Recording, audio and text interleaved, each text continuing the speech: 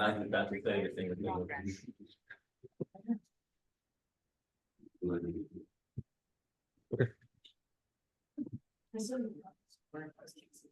Yes, so maybe before I think It looks like The meeting is being recorded. Your what? there's a microphone with a slash through it, makes me worry. yeah, that's my computer. Because it wants me to mute, so there is no. I speak with you. Yeah, maybe I speak to if they can hear me. I don't know. Yeah. Sorry. Can you hear a speaker? Anyone?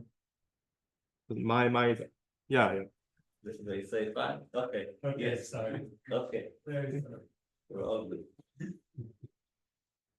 So yeah, so maybe before I begin, I'll just say that all of this work is actually rooted maybe started like around 2007 when I was a guest professor here, and I was working on with Rafi as my postdoc mentor, and we were working on diffusion maps and the serial diffusion maps and questions about convergence of diffusion maps and other models, trying to understand what diffusion means of anisotropic diffusion. So at some point I asked Rafi, okay, but let's find a good application.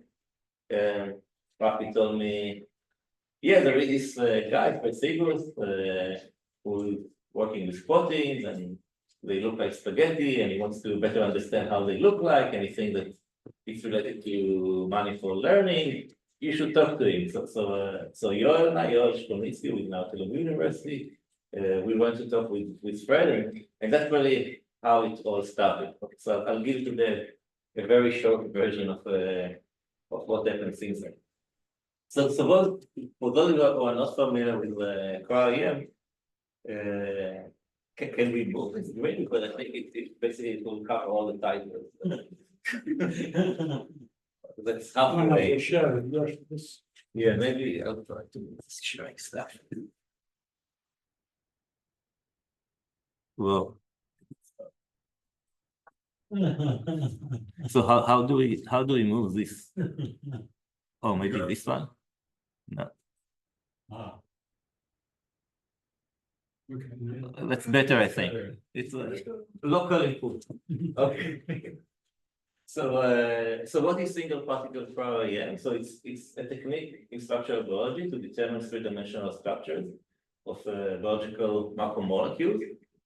And the way it works is actually very simple. All you need to do is just freeze molecules. So you take your molecule sample, you freeze it in a very, very thin layer of ice. The ice layer is so thin that if you look at it in the vertical direction, you'll see at most one molecule. There is no room for one molecule to be on top of the other. And then you take images, and you take the images using the electron microscope. So you shoot the electron beam. It goes through the ice, through the molecules. There is a molecule there. I'm not going into the physics of elastic scattering, but to first approximation, what you measure on the detector is basically proportional to the path integral of the electrostatic potential created by the molecules.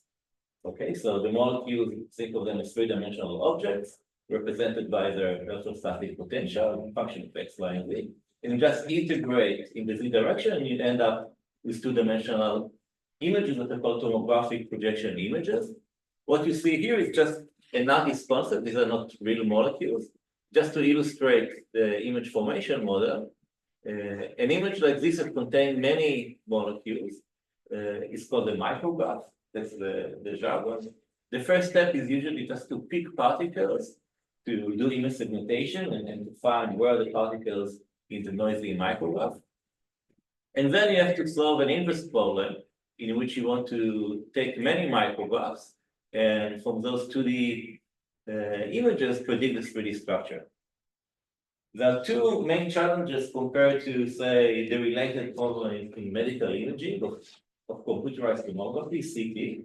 So in medical imaging, the patient would be instructed not to move for the duration of the imaging process, so that the machine, when it scans, let's say, the brain, completely knows and registers the viewing directions. With the molecules, at the moment of freezing, every molecule here just picks some random orientation and random position. And those orientation and position are completely unknown to us.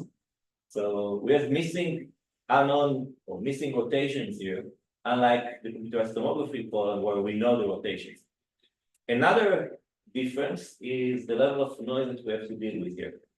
So the imaging process itself is destroying the molecules, and there is radiation damage. And if you really want to get to high resolution reconstruction, there is a maximum dose that you can bombard your molecules with electrons. And this lends itself into very high level of noise in experimental images that I'll show you in the next slide. But basically, these are what I regard as the main two challenges. One is the very high level of noise, and the other is that we are dealing with missing poses, rotation and translation. So just to give you a sense of the noise in experimental images, so maybe Fred can recognize this data set because it came from him very long time ago. It's about 17,000 images. Okay, I mean, when you see it for the first time, I don't know, it looks like a broken TV of in the 80s, okay? When I was a kid, it's like how images TV would look like when the antenna was not set right, okay? And below you have another just 2 images out of a much larger data set of 500,000 images.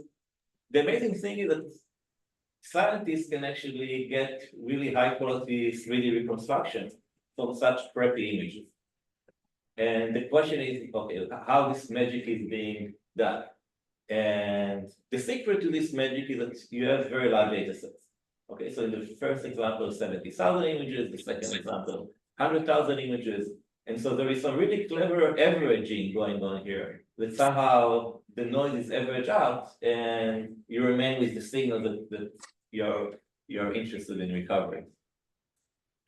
Now, there was really amazing advance in terms of hardware, technology, detector that led to a vast improvement in terms of the resolution of reconstruction.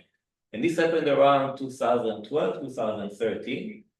I won't go into much of the detail, but again, this picture illustrates more or less how resolution improves, let's say from the old days, where you can barely see features, to recent modern era where you can see like very high detailed, high resolution reconstruction. And in the field, this is called the resolution revolution.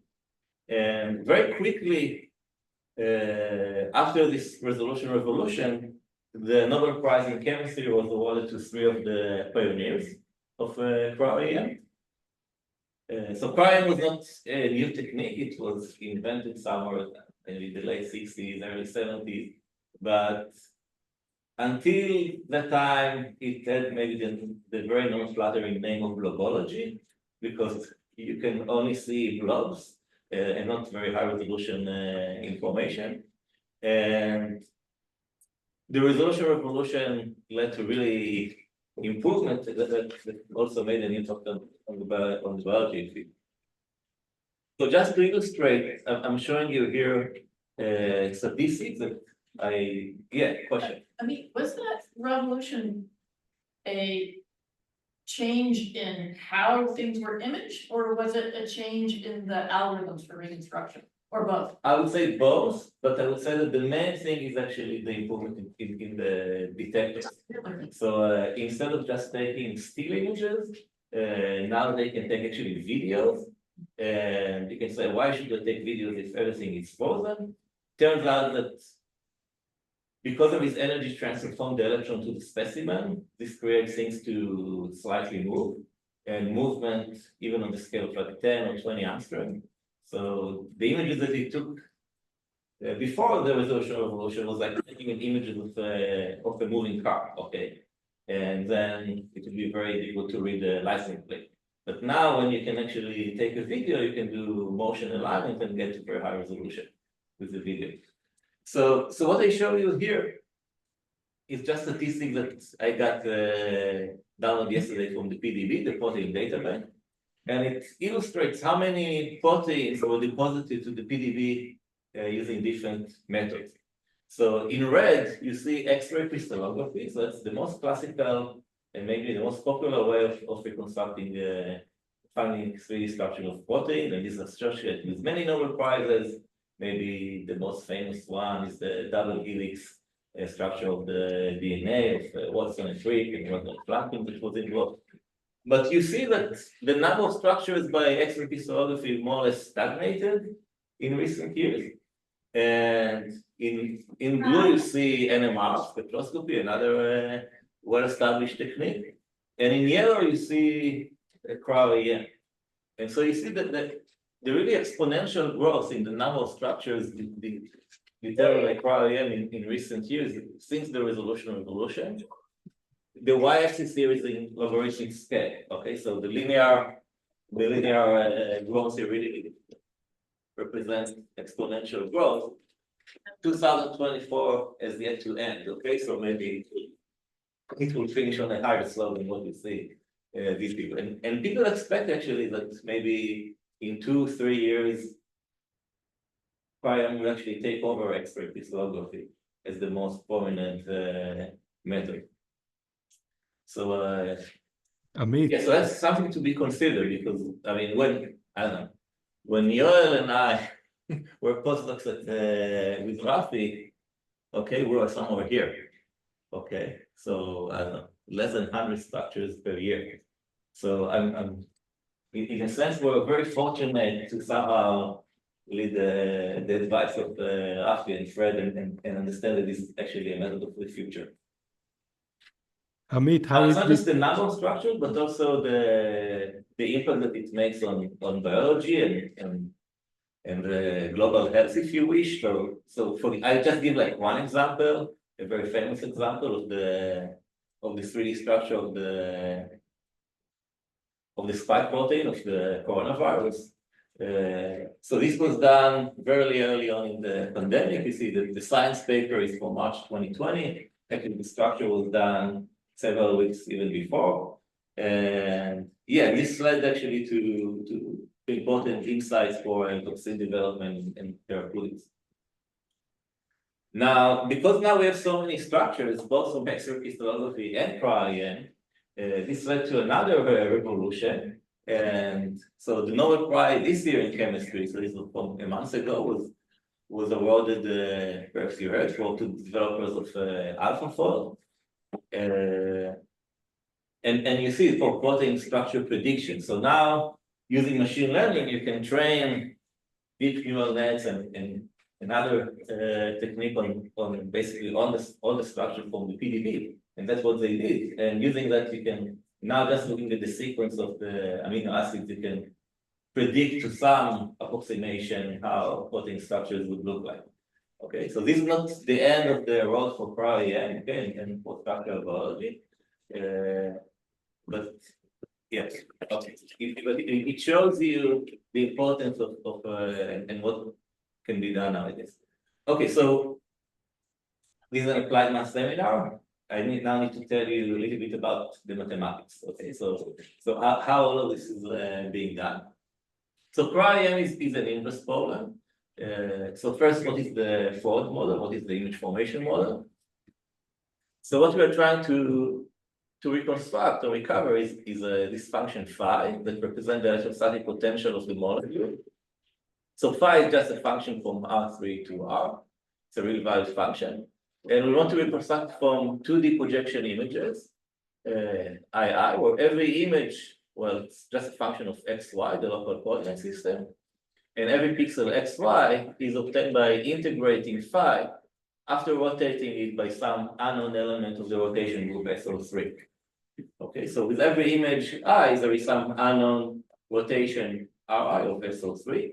And here I'm ignoring the imperfect centering and also something known as the CTF, the contrast transfer function of the micrograph, that for the sake of the talk today, just either ignore it or just assume it to be known, okay? It's not going to make I mean, we know how to deal with it, okay? So for us, it's just a complication that I don't want to go too much into the detail. But basically, that's how the images are formed. If you know the rotation, it's just a linear inverse problem that we all know how to solve, but we don't know the rotations, okay? And so then it becomes a nonlinear inverse problem, and there is this noise that I don't want to go into details of like what's exactly the statistics of the noise, but just realize that there is a lot of noise. So there are two inverse problems really. One is the basic reconstruction problem where you want to estimate phi from n noisy images. So here's the assumption that all the images in the data set actually correspond to different molecules, but all these molecules have exactly the same structure. Okay, so the molecule is rigid, and you just look at it from different views. The second problem, a much more challenging problem, is called the heterogeneity problem, in which you allow the molecule to be flexible. Okay, so you consider now proteins that can be flexible. They can come in different conformations, they can be formed, different degrees of freedom. And now you really want to estimate the entire distribution of phi given the images. Not just one average structure, but all the possible conformations in the data, and also to estimate what's the density of every conformation in the data. So obviously this is a much more challenging problem. If you assume nothing about the different conformations, this is completely a nil-post problem, okay? So how can we recover n different 3D structures from n 2D images? So you need to assume something, okay? For example, just maybe 2 different conformations or 3 different conformations, or maybe all different conformations rely on a low-dimensional subspace, or maybe they rely on some low-dimensional manifold that correspond to the different degrees of freedom. Okay, so this will discuss in the second part of the talk. So we're going to start with the basic reconstruction problem. Okay, so there is one key ingredient for solving all of this problem in prior tomography, and it's called the Fourier projection slice theorem. And so if there is one thing that you need to remember from my talk today, okay, is this slide, okay? This Fourier projection slice theorem. It will appear several times in my talk, and it's also the key for how the medical imaging problem works, okay? So if there is one take-home message from my talk today, this should be the slide here. And what it says with the slice theorem is that there is a really nice connection between the Fourier transform of 2D projection images and the 3D Fourier transform of the 3D object. And what it said that if you're going to take the 3D Fourier transform of the 3D object in real space, okay, so this would be the reciprocal space. And on the other end, if you're going to take the 2D Fourier transform of projection images, then the slice theorem just said that the 2D Fourier transform of a 2D projection image is nothing but the restriction of the 3D Fourier transform to a central plane in the reciprocal space, in the K space, frequency space, Fourier space, whatever your preferred name for it. So in tomography, in CT, medical imaging, you know the viewing directions. And so now you can take the Fourier transform of every projection image that you take. And this will give you now an evaluation of the Fourier transform of the patient's brain on that plane. And once you get enough planes and you have nice coverage of the Fourier domain, then you can apply an inverse Fourier transform and you get back the 3D object in real space. So at least for a mathematician, problem is solved. For a numerical analyst, problem is unsolved, okay? Because there are many issues here that I'm shoving under the rug, okay? So for example, we cannot just do FFT here because we're not sampling on a Cartesian grid, okay? The slicer will go through off-grid points. So we need to worry about that. So we can talk with Vladimir, okay? And we tell you everything you need to know about non-uniform FFT. Or the issue that the sampling of the points will be denser near the origin, okay, compared to high frequencies. So again, that leads to some bad conditioning, and you need to think about that as well. But at least on paper, you understand how it works, okay? Now, in Pro-EM, the story is similar. We have planes that go through the origin, but we don't know the rotations. So we just know that there are planes, but they are completely unorganized. So we cannot apply inverse Fourier transform because we don't know where to put them. So what do? So luckily, there is some very basic elementary geometry that just shows that you can solve this problem if the images were clean or if the noise was not too bad. And so this goes to some, I don't know, elementary school geometry or high school geometry, that you know that every two planes in R3 intersect at a line. Okay, so we know that projection images, if we take the Fourier transform, they correspond to planes, and every two planes intersect at a line.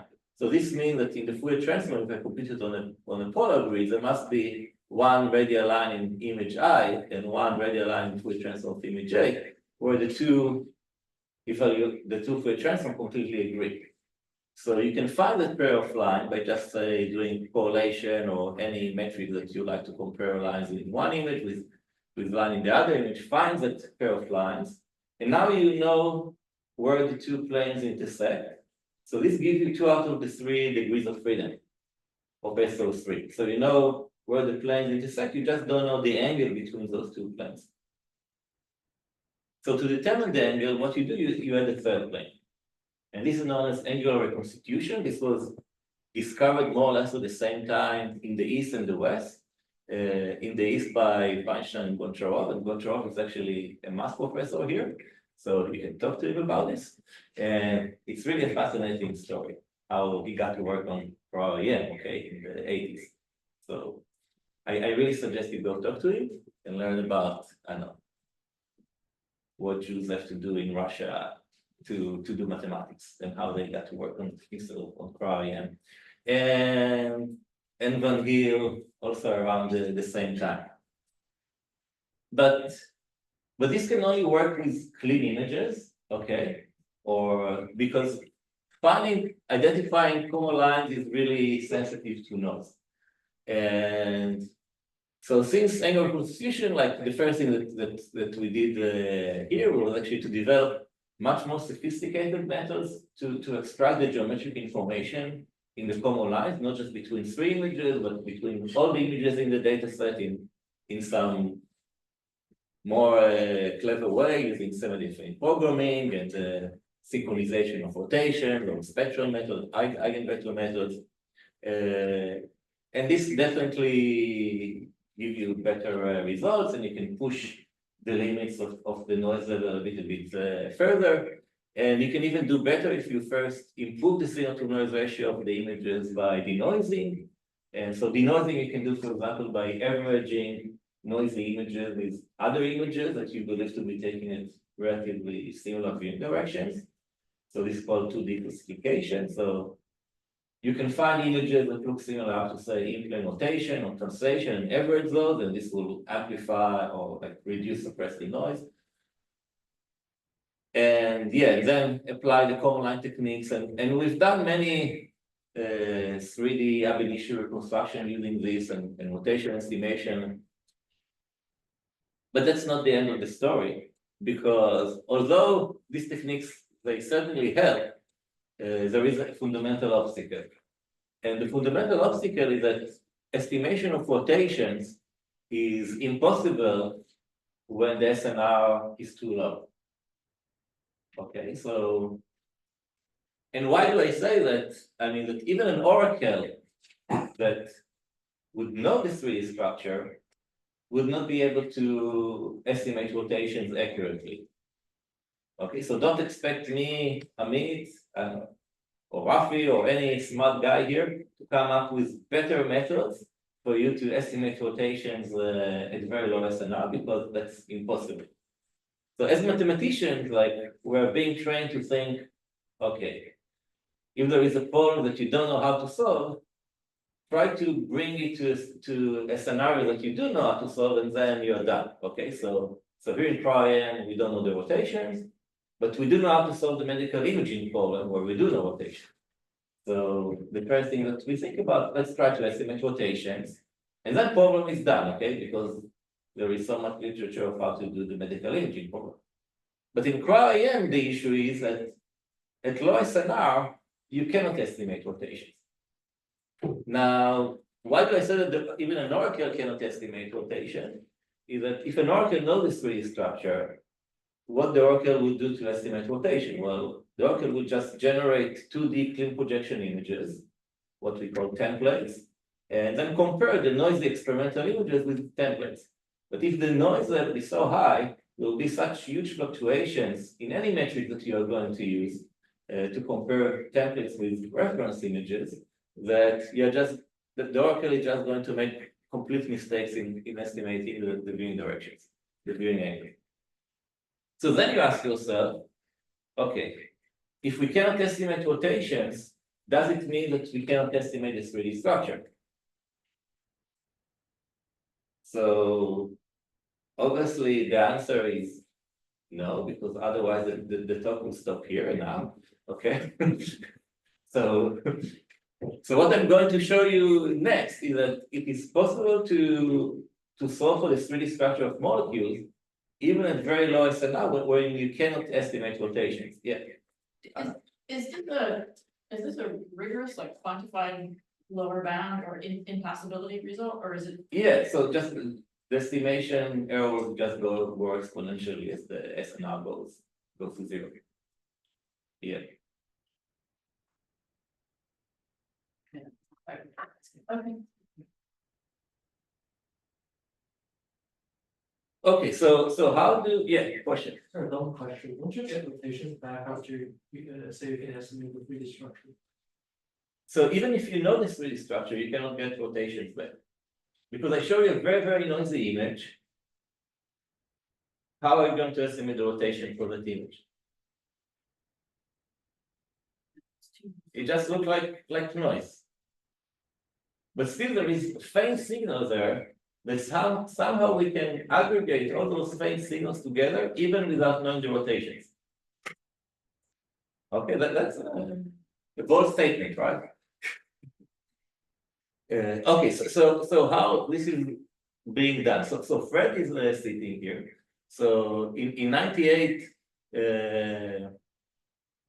Fred came up with the maximum likelihood estimation framework for cryo-EM reconstruction. But instead of trying to estimate rotations for every image, like the rotation of every individual image, instead you just marginalize over the rotation. So now every image, instead of deciding exactly its viewing angles, you allow it to come from all possible rotations, and you just assign weights or probabilities for how likely it is to come from any possible rotation, for any possible direction.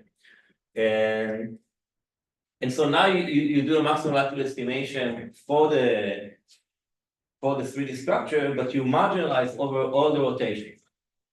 Okay, so you treat them as latent variable or missing parameters or missing data, whatever you want to call it, and the most natural framework to do this optimization, it is very nonlinear and non-convex, is using the expectation maximization algorithm, and this actually to this day is like the most popular approach.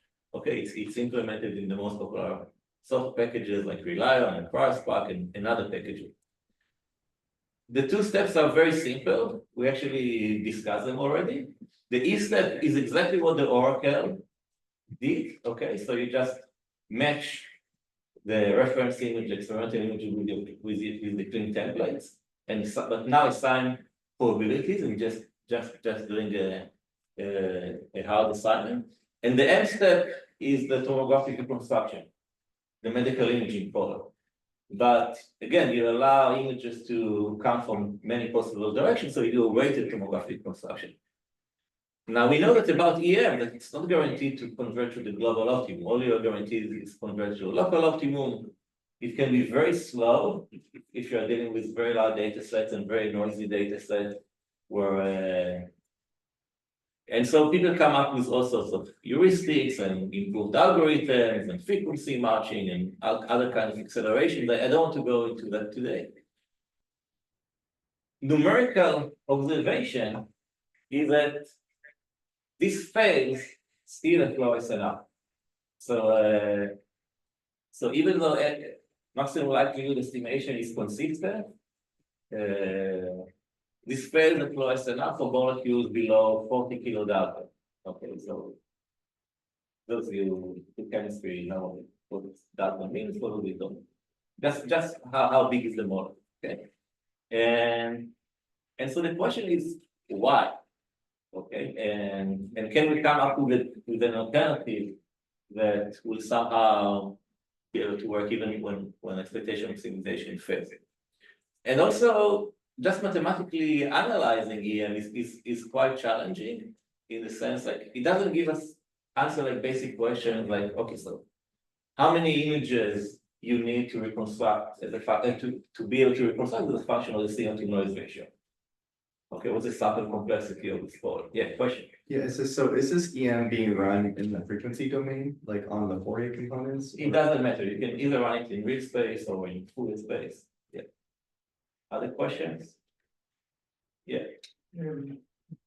What happens if the molecule is stuck to another molecule? Can you consider the other molecule noise? Or even within a molecule, if you have a hinge or something like that, if each part. So now you talk about the compositional heterogeneity. So I'll get to it at the very end of the talk when I talk about heterogeneity. Yeah, but if you know part of the molecule and you know that's really structured, that can also help you. And I'll get to that. I'll show you the compositional thing in a few slides. Okay, so before maximum likelihood estimation, okay, so for those who took like statistics 101 or deep statistics, you know that there is actually, before Fisher in the early 20th century, Pearson came up with the method of moments to do parameter estimation. And in the method of moments, the idea is that you just compute statistics of the data, first order moment, second order moment, and some try to estimate the parameters by just matching the sample moments from the data with the analytical moments. Is there any question from the Zoom? Should I continue or wait? Yeah, that's maybe. I'll continue. Okay. So you're the boss. So first of all, there is one nice advantage here that of the method of moments, that if we just compute statistics of the data, we're completely going to bypass estimation of rotations, not even going to marginalize over them or assign probabilities. We're completely going to ignore rotation, just compute statistics. And we're going to estimate moments by just doing one pass over the data. Okay, so unlike EM where we have to do many iterations until convergence where you pass over the data again and again, you are just going to summarize the statistic by just going once over the data. So this you can even do in an online screening fashion if you are dealing with new data set that we don't. So okay, so what are the moments? Okay, so the first order moment is just sample average of your images. What do you get? You get an image, okay? So the first order moment is just an image. Think of it as a 2D array of numbers. However, it's effectively just a 1D array because remember that images in crime can come with all possible in-plane rotations. And so you can either augment your data with all possible in-plane rotations of your images, or you can just assume in-plane invariance. So it looks like 2D array of numbers, but it's just a function of the radius, okay? So that's what the first moment gives us. The second order moment, okay, so you take 2 pixels, and again, you can either do it in real space or Fourier space, it doesn't matter. So you take 2 pixel values, you multiply them and average over all the images. This is very similar to, say, estimating the covariance matrix for PCA, okay? The sample covariance, you just don't subtract the mean here, okay? But other than that, they're the same. So this would be a 4D array, okay? Because it's indexed by 2 different pixels.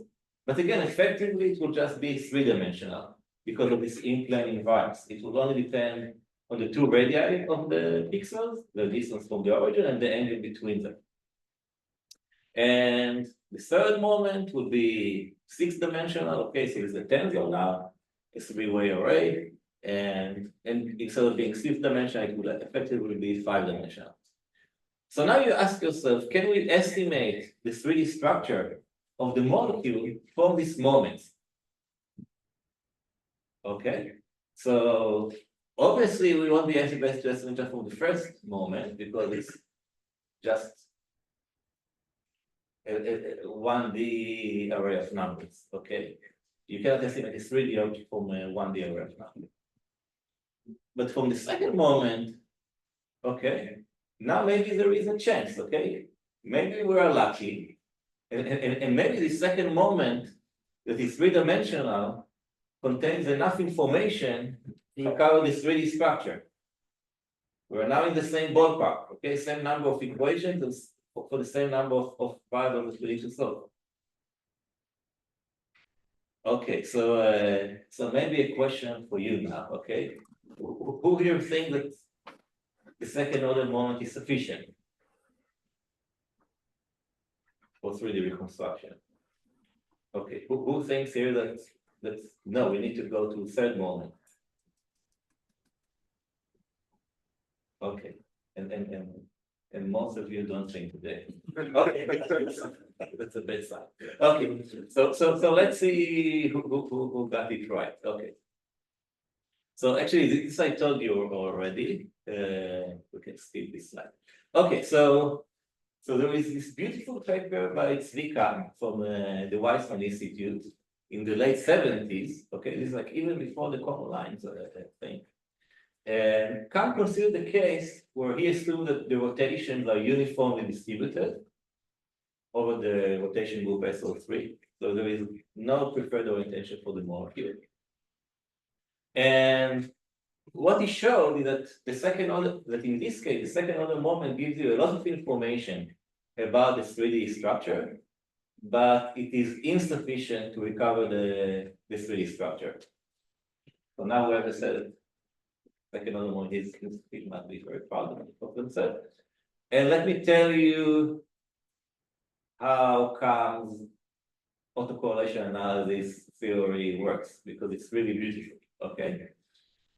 Okay, so what Kant showed, and again using the Fourier projection slice theorem, that the information that you get from the second order moment, in the case of uniform distribution of green direction, is completely equivalent to the knowing the autocorrelation of the 3D Fourier transform of the molecule with itself over SO3. Okay, so what do I mean by that? Okay. So we know that every projection image in prior, if I take a Fourier transform, corresponds to a slice in the Fourier space. So for the second moment, now let's do it in the Fourier domain instead of the real space, and pick two frequencies in that image.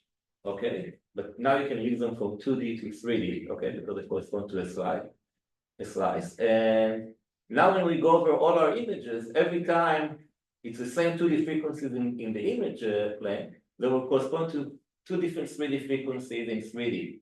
But they're all related by a rotation. So now when I average and sum over all my images, effectively what I'm doing is Monte Carlo integration over the rotation group SO3. And what is this integral? It is nothing but the Fourier transform of the molecule times itself, and now integrate against the Haar measure. So this is called the autocorrelation function over SO3. Now we know that the autocorrelation function, if we look at say a function of a single variable over the line, is insufficient to reconstruct the signal. Okay, this lends itself to the what is called the well-known missing phase problem or the phase retrieval problem. Okay, because we know that the Fourier transform of the autocorrelation function will give you the power spectrum, namely the squared magnitude of the Fourier coefficients. But you don't have the phase information.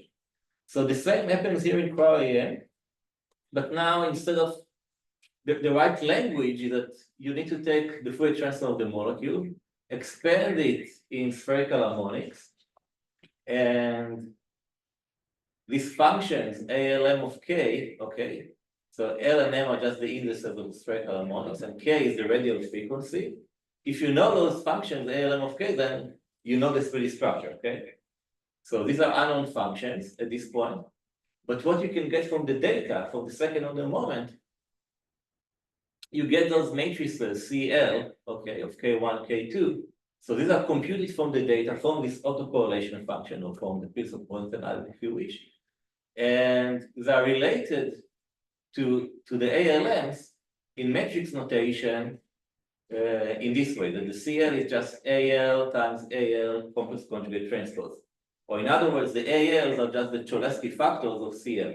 So if you do Cholesky decomposition of CL, you'll get AL up to a missing unitary matrix, right? Because I can multiply those ALs by any unitary matrix and still get the same equation. Okay. Now, because I know that the Swedish structure is actually real valued, okay, it's electrostatic potential, then it boils down not just for unitary matrices, which is just missing orthogonal matrices. Okay.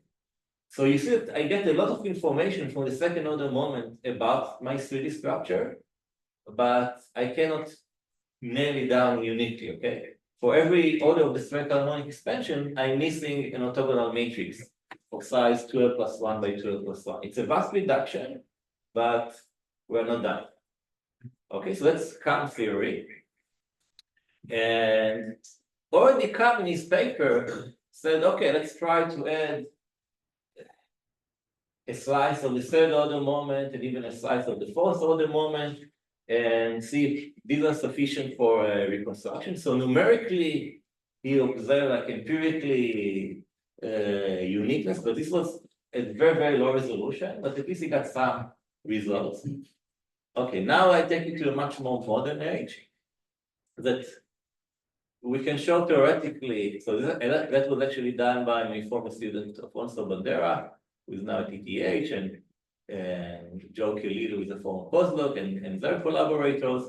And what they showed that indeed the third order moment uniquely determines the 3D structure, or almost uniquely. You get a finite list of possibilities that would agree with the third order moment.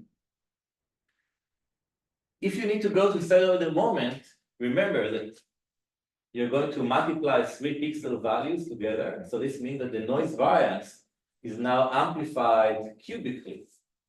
Okay, so this means that the number of images that you need, instead of scaling like sigma squared, as is usually the case in statistical estimation problems. Okay, so for example, if I give you a Gaussian and ask you estimate the mean of the Gaussian, how many samples do you need? Okay, so it's okay, I need the number of samples to be proportional to the variance of the Gaussian. Here, because we're dealing with missing rotations, bad news, okay? This missing rotation means that the sample complexity is not sigma squared or not like 1 over the SNR, but actually shoots up to sigma to the 6th, okay, or 1 over SNR cubed. And Fred will actually recognize it because if already in his paper from 98, he has this really nice plot that shows how the reconstruction error at high SNR goes linearly, but then at very low SNR it shoots up cubically. Okay, and so that's really the reason for this behavior. Okay, and we can show that even it's like going to be like information theoretic optima. Okay, that I show this for the method of moments. You can say, okay, maybe I can come up with a better method. Okay, so no, this is like actually information theoretic optima. This was done in collaboration with Emmanuel Labbe in Navi Mozan. At the time, he was collaborator at Princeton. Now, third order moment is much more difficult to deal with compared to the second order moment. Okay, so we don't have this nice metrics tools for doing the covariance estimation, like eigenvalue shrinkage and all of it. We have to work with much higher dimensionality. So computation is going to be a nightmare. So the question is, can we still somehow evolve the third order moment? Okay. So here is like, okay, a first result in this direction, which is quite surprising. Well, at least it was surprising to me the first time we got it. And this in collaboration also with Boris, who sits here, and Nir Sharon was a postdoc at Princeton, and Yuha was my student. And what we showed is that in the case of non-uniform distribution of unit directions, okay, it needs to be sufficiently generic. You cannot have like all the images taken in the same view. Okay, obviously you can't reconstruct in that case. But if you have a non-uniform distribution of rotations, actually the second order moment is sufficient. Okay, even if you don't know the distribution. So it's a bit surprising, okay, because you would say, oh, the uniform case is the optimal one because you get nice coverage of the Fourier domain, like you cannot get any better coverage than that. But the answer is no. Actually, the fact that the distribution is non-uniform is leaking to you some information. Okay, and what you, the way you see it from the math, okay, you don't now have a nice separation of two different spherical harmonics that don't talk to each other. So now all the spherical harmonics are a big mess. And the equation now involves all the spherical harmonics, and amazingly, you can actually solve them. Again, with a caveat that right now we can only do it to, again, very low resolution using this method. We believe that it has a really poor condition number. We are dealing here with a massive system of low degree polynomials. Okay. I don't know if any of you have ever to deal with solving a massive system of low degree polynomial, but it's unpleasant. Okay. And so right now the resolution is limited, but the dream is to go from the images, do something like PCA, okay, just like another moment. And then this will tell you using the method of moment what the series structure. We're not here yet. Okay, we get something with much lower resolution. Okay, but we didn't give up. Okay, and then we said, okay, let's see if we can also avoid the third order moment by assuming sparsity. Okay, so the 3D structure is not just any random function over R3. Okay, it's the electrostatic potential of the molecule, and two models that make sense is one to say, okay, maybe it has a sparse representation in a Weber basis. And the other is to say, okay, we have a really nice, what is called the bag of atoms model. Basically, you can think of it as a mixture of Gaussians that you can, to represent the 3D structure. For the bag of atoms model, we actually have a theorem, okay, that says that, yeah, in this case, the second order moment is sufficient. Again, under some technical conditions about the location of the centers of the Gaussians. In the second case of wavelets, we don't have a theory, but we have an algorithm, a projection-based algorithm that basically iterates. You have two projections, one to the 3D structure with sparse representation. You just pick the largest K coefficients of the wavelet transform. And the other just projection into the second model. And so when you iterate between those two, you get a nice, at least empirically, we get a nice convergence. Okay, now to Yuval's question. If you have a molecule and then you have something on top of the molecule, right? So if you assume that you know the 3D structure of a different molecule, but that should be close enough to the molecule that you care about. Maybe they only differ by some, I don't know, additional units that is attached to your molecule, okay? Then you can, again, using just a second order moment, you can reconstruct that extra unit. And nowadays, we actually think of doing this to improve on the prediction given by AlphaFold. So you can take the protein structure from AlphaFold, and very quickly, and the protein structure from AlphaFold in many cases will not be accurate, or there are some region of the protein that are more erroneous than others. Even AlphaFold will give you like an estimate of like which regions of the molecules are more prone to be erroneous compared to others. And then you can use this method of moments, just a second moment that you can very quickly compute to correct for those deviations. Okay, now from the more theoretical point of view, there is a really nice connection between maximum likelihood and method of moments at low SNR. And this is actually also done here at Yale. So I think that Iju fan wrote me that he's not here today, that's some conference abroad. But he and his collaborators and together with Roy, you see here, and others. Basically, and actually it all started from in a PhD dissertation of my former student, Joao. What all of this works, okay, there are many more details that I'm not telling you about this works here, but all of this work make the observation that at very low SNR, okay, when the noise level is very, very high, you can treat the SNR as a small parameter, okay, the SNR is close to zero, and now you can consider the Taylor extension of the likelihood function in terms of the SNR. And what you get in the Taylor expansion of the likelihood function, all and beyond, every term corresponds to a different moment. Okay, so the term with SNR to the power of 1 corresponds to the first moment, SNR squared second moment, SNR cubed third moment. So what this tells you now that, well, first of all, that method of if you're going to weigh the moments based on the powers of the SNR, method of moments and maximum likelihood are actually equivalent in this asymptotic link. And so computationally, you can do generalized method of moments where you, for example, where you form this huge discourse column to fit between the sample moments and the analytical moment, but you give different weights based on the SNR raised to the correct power, depending on the order of the moment. So they consider to many different problems, Gaussian mixture models, orbit recovery problem, REM. In all of this, you see this phenomena, and these have a very important computational implication. Okay, that you can actually do better than just the vanilla method of moments we discussed before, but actually do generalized method of moments.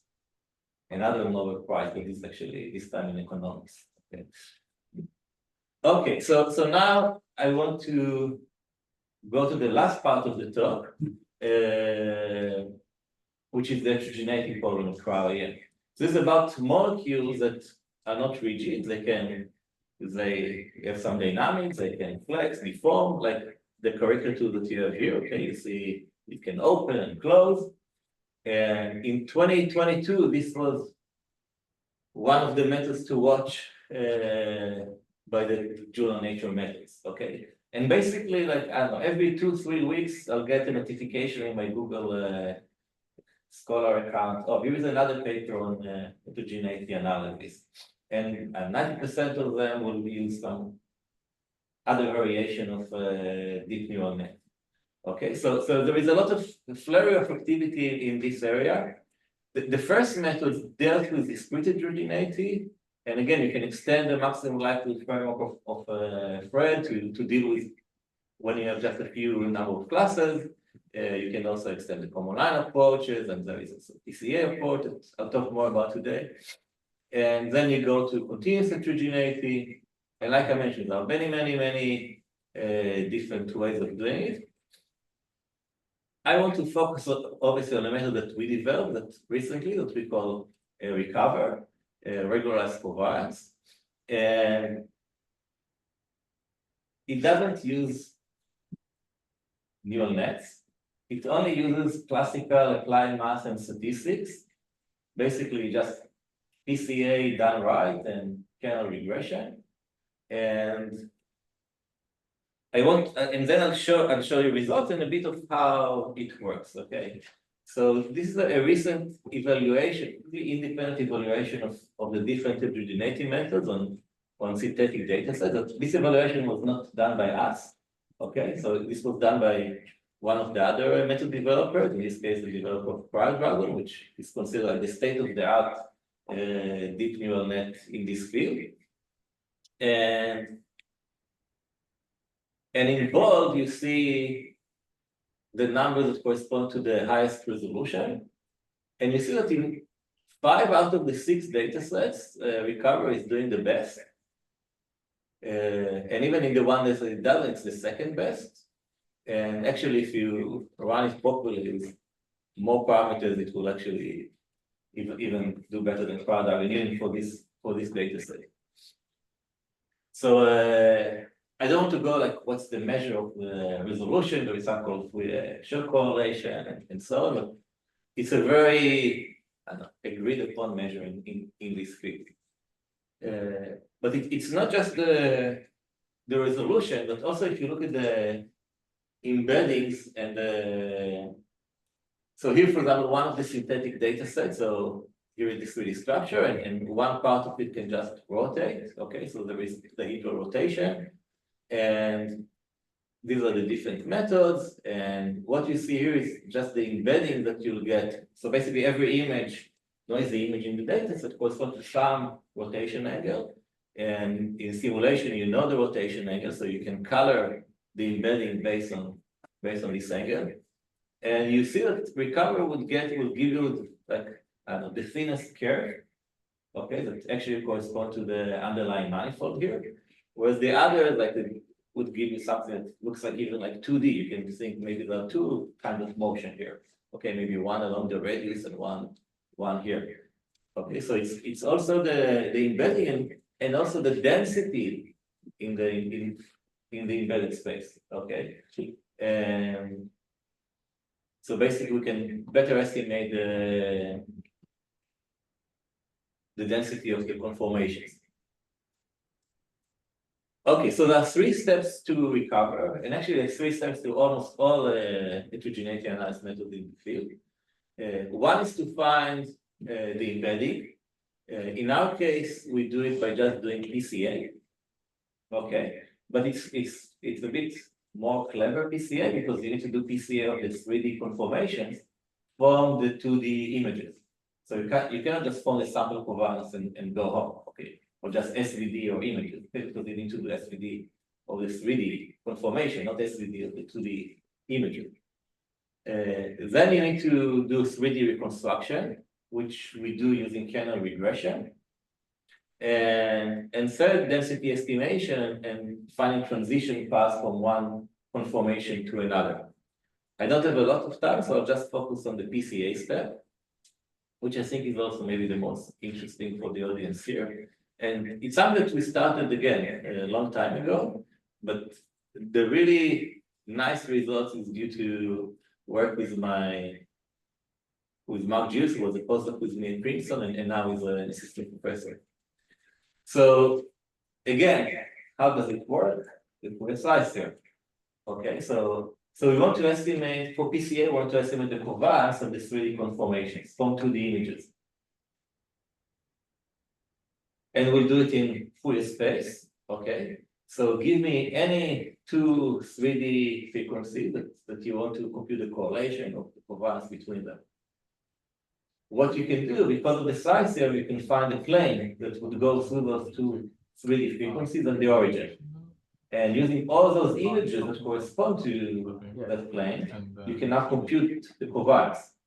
Now you see that there is a much stringent restriction that you need, unlike just 3D reconstruction, you just need coverage of the 3D space, and that you can get by segment. So you have a target direction focus range, but in your curate exposures, it will tell you For exactly. the covariance, you do need all of Just, the click on it. redirection, because you need to goes get down a all little possible planes. You're now muted. So in this way, you can estimate the covariance matrix, but it is again limited to low resolution. Because say if the size of the 3D volume, you say you represent it as an L by L by L array or L cubed voxels, the covariance will be of size L cubed by L cubed. So you need L to the 6 elements in your matrix, and this scales very badly. Okay, an algorithm that scale like L to the 6 is not very pleasant. So the question is really how to drive this method to work at high resolution. Okay, large L. So then you say, okay, this PCA or covariance method, it only makes sense when we expect the covariance method to be low rank. Okay, if it's high rank, then it doesn't matter, PCA would not work anyway. Okay, so instead of estimating all of the covariance matrix, we're just going to estimate a few columns of the covariance matrix. Okay, say just 300 columns. Okay. How to choose those columns? Great question. Because we can estimate the covariance, we'll first estimate the diagonal. So we know which frequencies correspond to the highest variance. And then, so just greedily pick columns in this way, but will not take columns that are too highly correlated. Okay, so for example, if we choose a frequency, then we'll exclude all the frequencies around it in small ball and just choose from whatever is left. And then do it in a greedy fashion. So we choose 300 columns like this and we do SDD. Okay, so it's very similar if you wish to the randomized linear algebra algorithm for SVD, with the exception that we cannot hit our matrix with the Gaussian matrix, so all we do is just subsample a few columns that we can compute quickly. Okay, so that's what we do. That's the PCA. And now before I summarize, I want to show you results.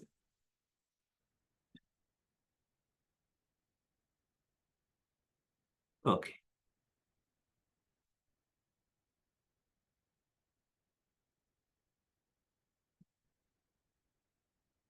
Okay, on my computer it's frozen, but at least okay, now you see it's both places. Okay, so it just shows the difference between discrete heterogeneity and protein heterogeneity and the many different methods. Those are the 3 steps. Okay, so we start with images, you do an embedding, and in our method we can also estimate the density. And then for every point in the embedding, you also want to do a 3D reconstruction. And that, I'm not going into the details of how we do it using kernel regression. And then thirdly, you can even find transition paths. So basically, if you give me 2 states, I can solve a type of, say, iconal equation and find the path that will go from the one state to the other. And notice that it will not take a shortcut because we force it to go through regions of high density. So it's not just the shortest path, but also you penalize regions with low density. And then you can actually find the correct transition. Okay, so now my battery is running low. Okay, well, that's okay. We're almost done.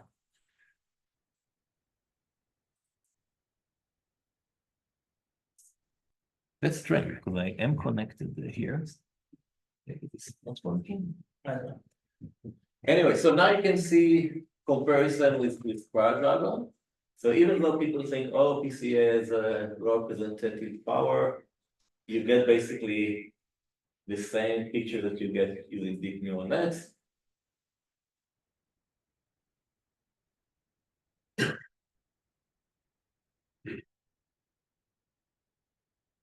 Here are the 3D reconstruction comparing to state A that you get from Dragon and recover. Now to state B.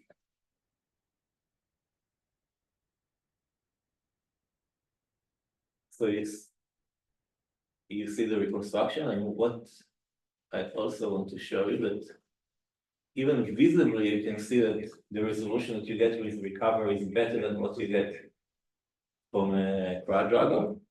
Okay, so for example, in the red box here, you can clearly see much clearer the features here, and similarly in the green ones. Okay.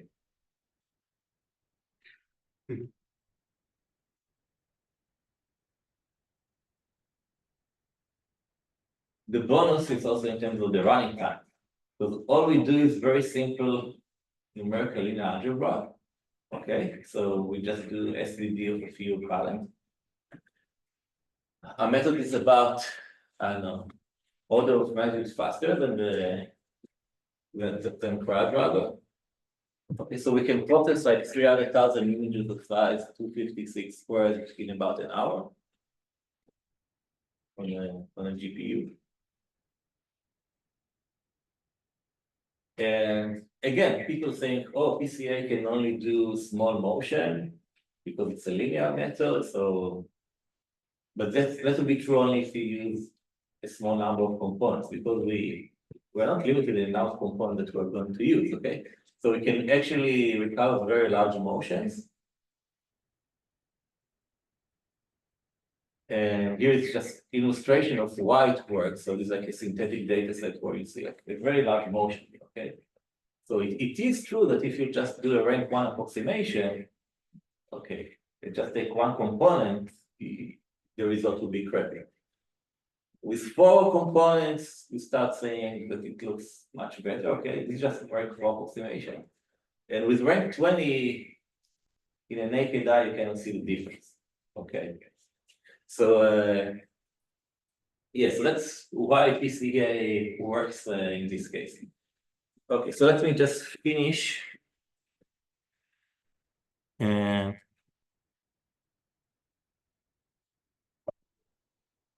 Okay, so this died. Okay, so yeah, I think it's hopefully enough. But I'll just summarize. Maybe we can turn on the lights. Anyway, so for those of you who wants to play with these methods, and so many of the computational tools that I described today, they are available open source software, Aspire. It's algorithm for single particle reconstruction. So you can go on GitHub, and it's a Python package, and you don't need to worry how to do tomographic projections and reconstruction. You can just use the tools there, and many of the other algorithms. And to summarize, I want to say 2 things. That once I hope that I was able to convince you that PRAEM is a mathematically very rich problem. So sometimes I joke with people that I tell them, okay, tell me what math you're interested in, and I'll find you a subproblem in PRAEM that will fit your interests, okay? So whether you care about information theory and doing sample complexity and understanding how many images you need, or if you care about optimization, like in this problem, or numerical analysis, or computational algebraic geometry, you want to understand the solution to a system of polynomial equations, or you care about group theory or presentation theory and invariances. There are lots of things that I haven't discussed today, but there are many things. Basically, again, it's a job, but it's half true. Okay, so it's a problem that is both very interesting in terms of the math. There are many areas of non-trivial math that are related to it, and it's important from the scientific perspective. So I hope that I convince you, at least with this plot, that PRAEM is really revolutionizing the field of structural biology, and it has some real impact on global society. Okay, so thank you very much.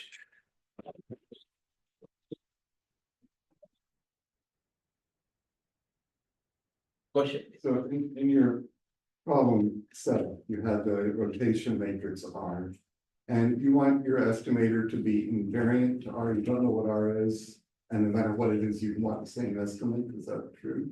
So there are actually many R's. So for every image, there is a different R Yes. that I don't know. And yeah, and I want my estimator, basically, you can either try to estimate those R's, or you want to skip the estimation of those R's altogether, or you want to marginalize all of those R's. Either way, at the end, what the biologists care about, they don't care about the R's. Okay, so for them, the R will just be nuisance parameters. The parameter of interest is really structured. Right. So almost 100 years ago now, there started in statistics the development of determination of best invariant procedures. Invariant location invariant, scale invariant, rotation invariant. Right. And now they weren't necessarily trying to estimate that whole structure function, but in the problems being studied by Pittman and Huntenstein and Lehman in the 30s, 40s, and 50s, they were saying, aha, the best procedure is to use likelihoods, but instead of maximizing them, you put down a uniform or par measure prior on the invariant group, And we constructed Bayes estimates for that, and these were proven to have, it'd be the best invariant estimators, maximum likelihood is invariant, but it's better than maximum likelihood. And it's also a mini-max, it's the Hunstone theory. Is there opportunity for that theory to be applied here? Yeah. Are you aware of it? Yes, I know. There was one work, I forgot his name now, he's now also at TPFL. He worked with Billinger statistician.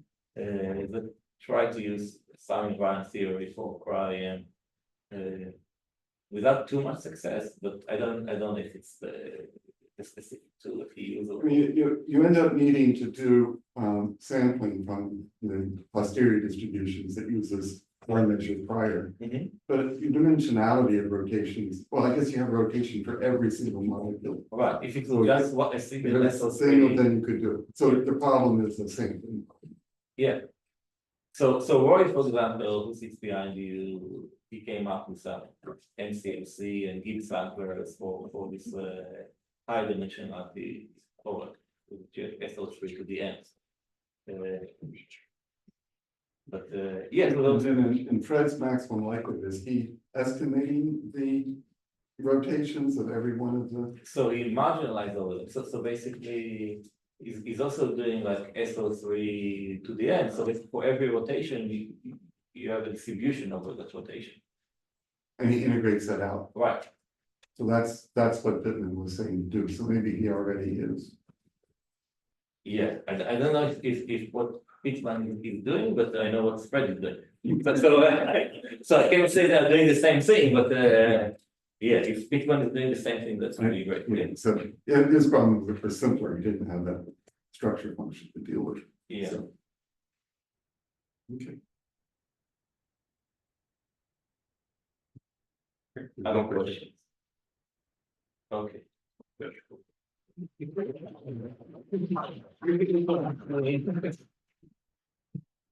Okay. Yeah, I don't know why the power didn't work.